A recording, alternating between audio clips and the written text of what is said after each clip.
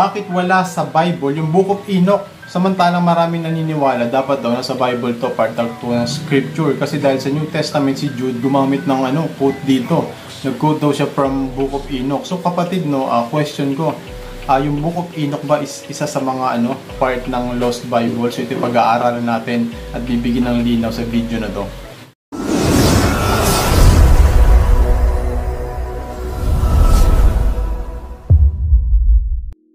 Welcome nga pala sa channel na to, kapatid. Kung bago ka dito, it's a pleasure. Please consider subscribing.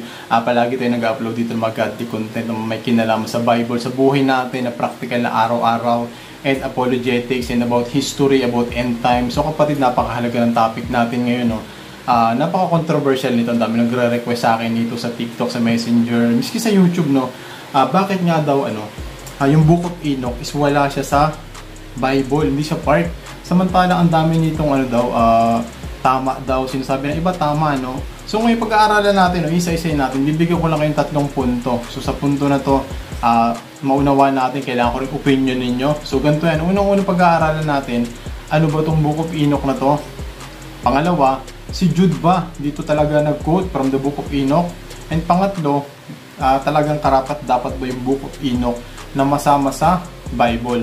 So sa mga hindi nakakaalam, bibigyan ko lang kayo ng mabilisang background patungkol sa Book of Enoch. By the way, yung Book of Enoch na to, dito nyo mababasa ng mas detalyado. Sabi nila yung yung mga anghel, okay, na nakipag-asawa sa mga tao, kaya nagkaroon ng mga Nephilim. Ito yung mga higante. So kumbaga hybrid, half human, half angel. So kapatid, yung Book of Enoch, si Enoch by the way, is isa siyang karakter na makikita natin sa Genesis chapter 5, Para lang makilala po natin siya, sabi dito sa Bible, si Enoch daw, okay, is a grand father ni Noah. So talaga pong siya, maayos sa tao. At sinabi doon, si Enoch is siya, lumakad ayon sa kalooban ng Diyos. At ang meron pa dito kay Enoch, sa buong Biblia, dalawa lamang sila na hindi nakaranas ng kamatayan. Kumaga kinuha sila ng Diyos na hindi namamatay, okay, na-raptured. Yung isa si Elijah. So kapatid, itong si Enoch na to is talagang maayos yung reputasyon niya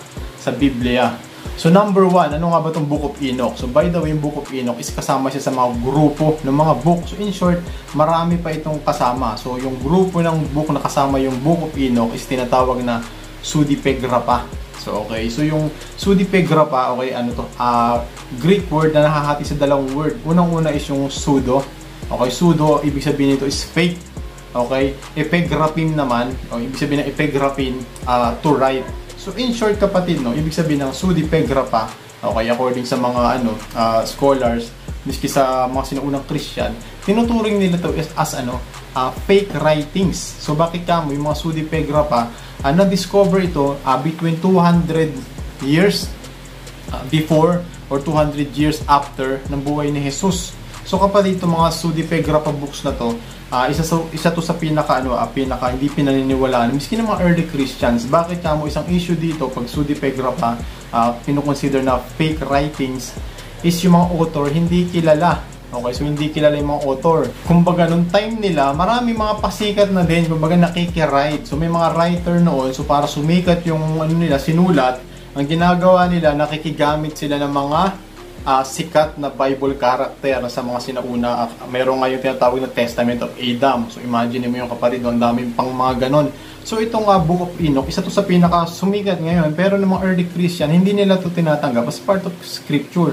Ayun nga, number 1 kasi nga, hindi kilala yung author, kapatid, So parang doon pa lang, parang finish na kagad yan, sino ba? Kumbaga, ginamit mo lang yung Enoch. So kapatid, tandaan po ninyo, kaya hindi rin talaga siya kinikilala as scripture ng mga unang Christian, kasi unang-una po si Enoch is talagang libo-libong taon.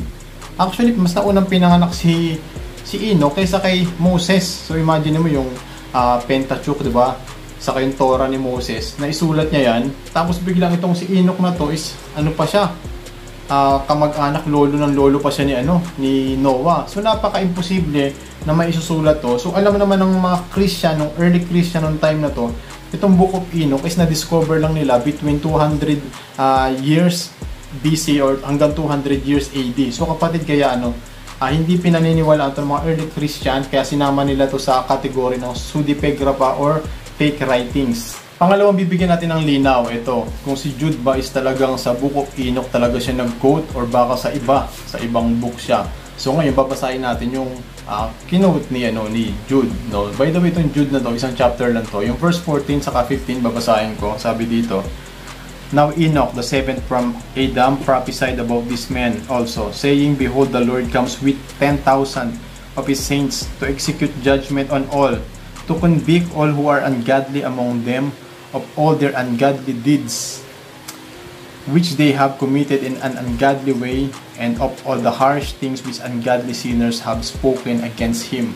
So kapatid, ayun yun. Actually, ikukumpara siya sa Enoch chapter 1 verse 9. So ayun yun. Pero ito, according sa mga scholar na napanood ko, sabi nila, hindi naman daw talaga totally kasi malaki yung pagkakaiba. Unang-una sinabi dun yung word, okay, out of the word sabi doon. Pero hindi siya talaga sa book, okay? So parang ganito, naniniwala sila. Ito po, by the way, sinasabi ng mga scholar, pwede itong galing lamang sa mga oral tradition. So ano yung oral tradition? Anyway, gagawin ko yun ng topic sa apologetic class natin. So napakahalaga nito Yung oral tradition, mga kapatid, yung mga time nila, yung mga tao is talaga nakaka-memorize sila ng buong 5 book. Okay, so yung mga Greek nga, yung Homer, yung mga tale ni Homer, sabi nila, yung mga nasa Mediterranean, yung mga bata doon, nami-memorize nila at least 100,000 words. Kumbaga yung Book of Luke nga lang, daw yun nasa 20,000 lang. In short, kapatid, kayang i-memorize ng mga tao, 11 years old, from 11 years old, kaya nilang i-memorize yung buong Genesis hanggang buong Deuteronomy. So ganun sila katindi. Bakit kamo nung time yan, oral tradition ay yung pinapasang memorize. Minimemorize talaga nila. Kasi bakit kamo nung time na yon, mas madaling mag-memorize kaysa magsulat. Okay, unlike natin ngayon, yung mga ballpen ang dami. 5 piso lang ang ballpen, yung papel basura lang ang mga papel, di ba? Noong time nila, kapatid, pag magsusulat, kukuha pa ng balat ng baka, balat ng kung ano-ano, yung kahoy pa, titik-tikin.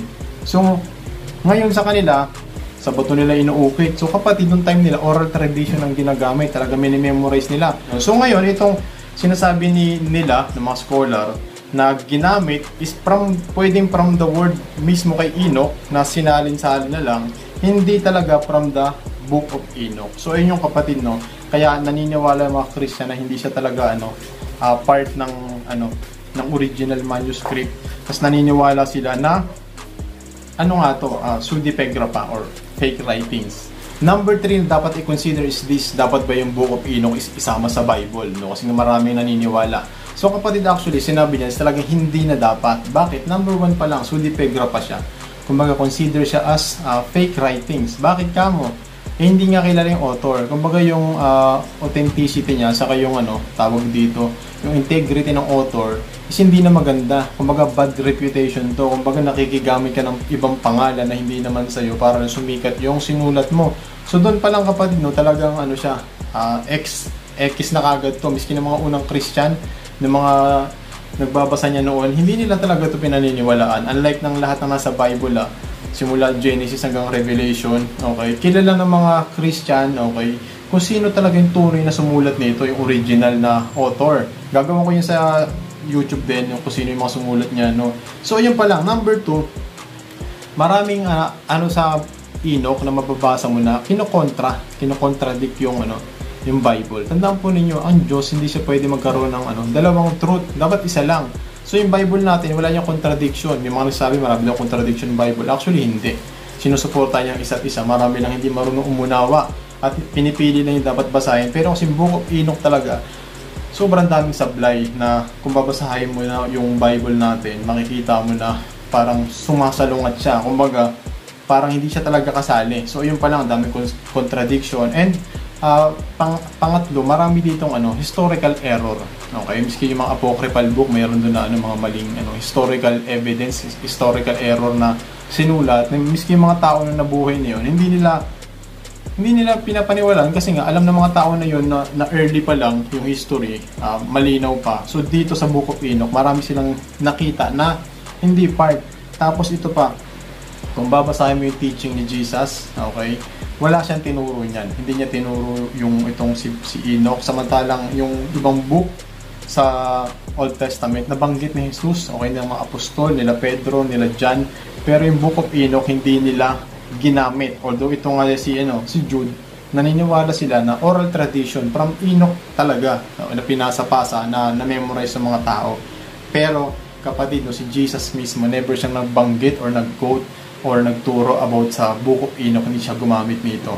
Although kung babasahin mo yung Book of Enoch, since yung sumulat nga nito is talaga may idea, may alam siya sa culture ng mga Hudyo, sa mga Christianity, okay? So, nangyari nito talaga, may mga portion talaga na inaral somehow yung Bible, okay? So, gumamit siya iba-ibang pangalan, pero hindi ibig sabihin na porke tama tong isa, okay, ibang linya doon, hindi ibig sabihin is siya, consider na tama as whole. So, ayun kapatid, sana may naunawaan kayo sa video na to. So, ayun lang naman, daming sinagre-request nito. And anyway, yung Book of Enoch na to, napakaganda rin naman siya kung babasahin mo, ang daming makikita kang kakaiba na very interesting din. So kapatid, gusto ko po sabihin sa inyo, yung Bible natin is buo na po yan, okay? Talagang inspired, okay? Sabi sa 2 Timothy 3:16, kapatid, kompleto po ang Bible natin, okay? Kinasiyan to ng Espiritu Santo. Yung Bible natin is manual ng ating buhay. So ang dami naglalabasan ng mga maling book pa, marami pang mga nahukay. So isa-isahin ko yan dito sa channel na to. Pero yun lang kapatid, sana naging malinaw sa atin. So wag mo nang isipin yung Book of Enoch, di ba? Kasi mamaya gusto mo isama yung Book of Enoch dito, ito ba nabasa mo na? So hindi pa. So kapatid, gusto ko sabihin sa iyo, kompleto yung Biblia, magagamit mo to para lumago ang iyong pananampalataya. So yun lang kapatid, sana may natutunan ka. Kung na-bless ka, please consider subscribing kung hindi ka pa nakasubscribe, and pwede mo to i-share sa mga kaibigan mo. Ayun yung kapatid, sana napagpala ka. Kita tayo susunod na video. God bless.